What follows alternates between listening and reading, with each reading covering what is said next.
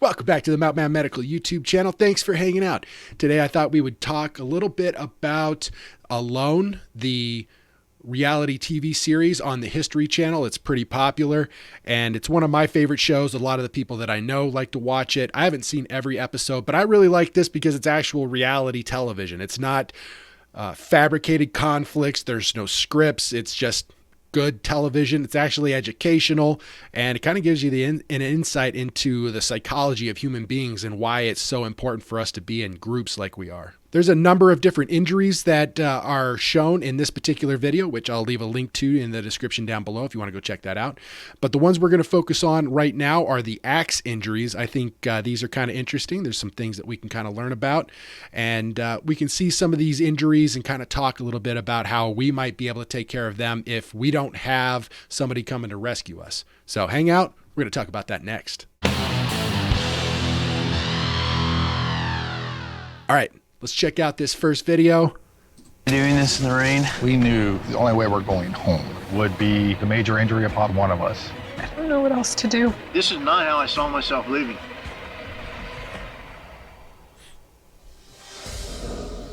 Yeah, I thought coming into this thing, I thought I'd be stronger, but I can't get down. The minute you start getting depressed and feeling sorry for yourself because you can't do something, that's when you start to break. Maintaining that positive mental attitude, PMA, I think that's pretty important in a bad situation or in a very rough situation. Being able to have a good outlook on life is pretty dang important, and I know that it's benefited me quite a bit, helped to keep me upbeat and happy. So if you can cultivate that in yourself, I think it's a very important thing to do. You never know when you're going to have a really rough time, and being able to keep a good mental attitude, stay up and positive is definitely beneficial. So I just got to keep trying new things. Start some work on my fire reflector. It'll block some of the wind pushing smoke in, and it'll reflect heat back in towards my shelter. Now I gotta go get bamboo, which means I gotta walk up into that again. Forest is hard to walk in regardless here. But now everything's soaked, so everything's gonna be 10 times as slippery. Why am I doing this in the rain?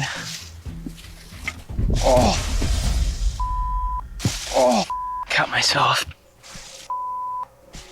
Oh my God, I tripped over a log. My axe doesn't have its face on it. I don't want to go home. So he just said that his axe doesn't have its face on it. So what he's talking about is the sheath. It protects the edge, keeps it nice and sharp, but more importantly, it keeps it from cutting you. So whenever you're in a bad situation like this where you don't have help coming, you have to be on top of your safety. You have to be kind of a safety Nazi. You have to be using all of your safety equipment and making sure that you're taking the safest routes and you're not pushing yourself too hard and you're not taking too big of risks.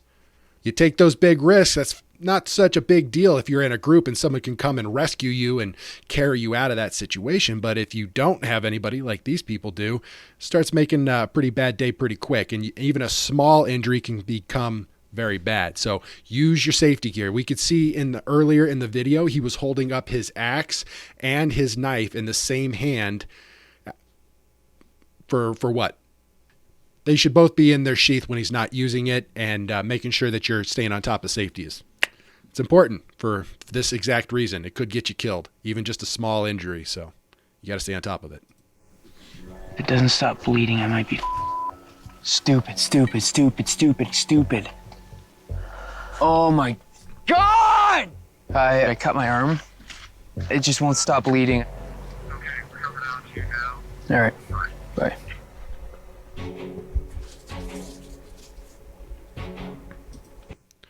So we can see that wound isn't very bad.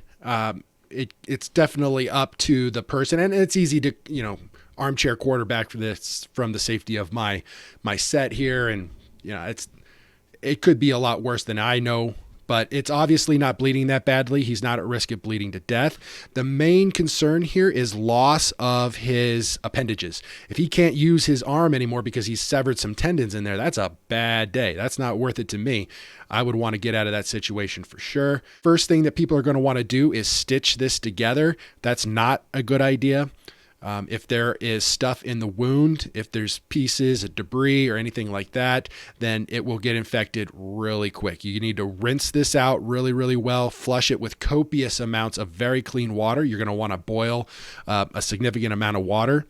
And then you're going to want to flush this wound a lot with that to try to get all that debris out, because infection is one of the things that's going to kill you the quickest.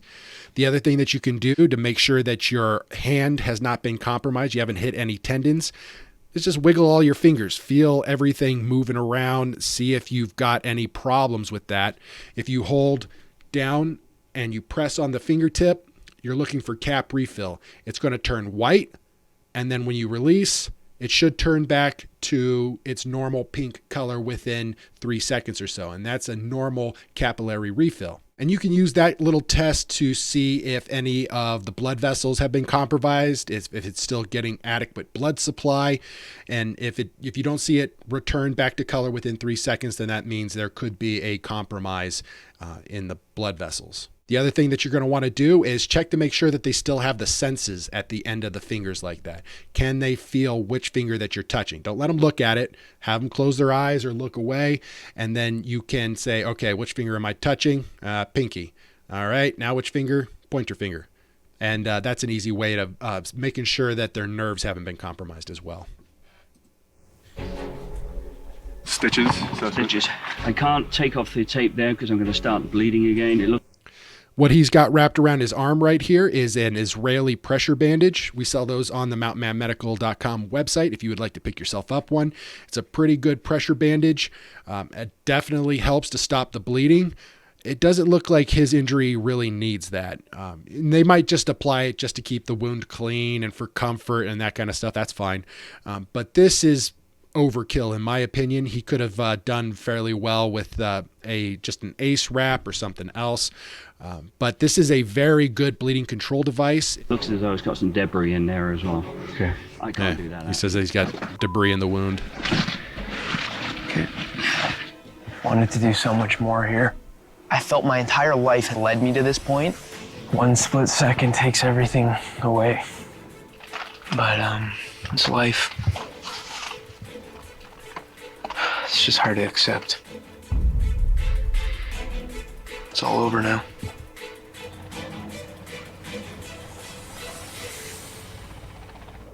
This is the next axe injury. Fire must happen today for me. I'm gonna be a thirsty cat. She's got to boil water so she doesn't dehydrate. Fire gods for giving me fire, just when you're just about to run out of hope. You just keep plugging away, folks. Just gotta keep working hard. Does it literally take everyone else this long to start a fire? Is it just me? It must be just me. It's gotta be just me. Son of a bitch. Son of a bitch. Son of a bitch. Son of a bitch. I can't lift my thumb. I can't lift my thumb. I can't lift my thumb. I don't know how deep it is. Ooh, man, I've seen some nasty stuff in my life, man. That still gets me. So we can see this wound, obviously, once again, not a life-threatening bleed. She's not going to die from this. But did you hear her saying that she can't move her thumb? That is a no-go for me. I will give up $500,000 in a heartbeat if it means I got to keep my fingers in my hand.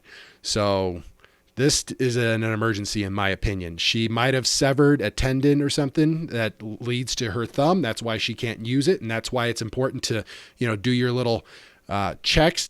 All right, guys, so I was sitting here editing this and I realized I forgot a couple of key things that are important for checking the limbs, making sure that everything is working right.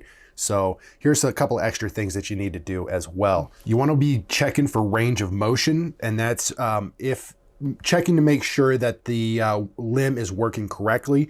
You've got full rotation, and part of that is going to be checking for strength. Strength is an easy thing to check for, and if you have an injury on the hand or the foot or something like that, you want to make sure that none of the tendons are compromised and might need to get checked out. So a good way of doing that is just to have them grip 2 fingers, and you just tell them squeeze, squeeze, squeeze, squeeze. Okay, give me everything you got, and you can tell whether or not they've got a little bit of weakness in that or they've got plenty of strength in it, depending on, you know, the size of your casualty. Another thing that you can do for checking the feet is to have them elevate their foot against the palm of your hand, and you can feel how much strength they have there, or depress like they might on a gas pedal. That's a pretty easy way of gauging that. Elevate. Elevate. Hold it up. Pressure. And pressure.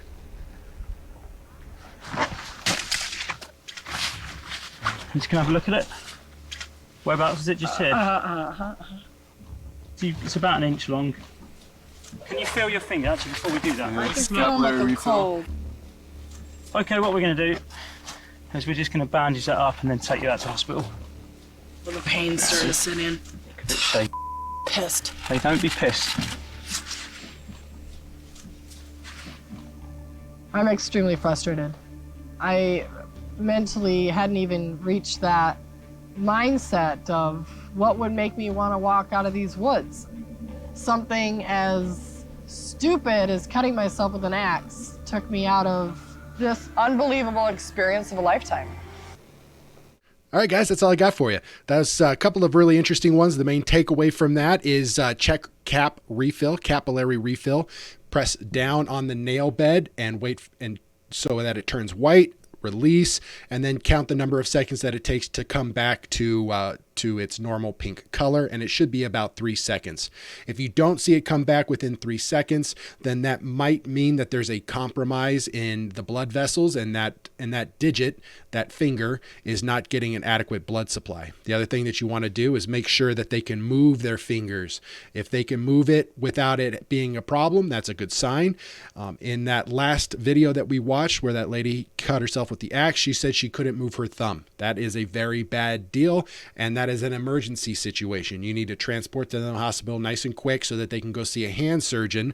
And then one of the other things that you can do to also check the digits is to check if they still have their nerves intact. And you can do that by having them close their eyes or look away and then asking which fingers that you're touching and seeing if they can identify which finger it is. And lastly, use your safety gear, especially if you're all by yourself. It's important. Don't feel like you're a dork just because you're following some safety rules.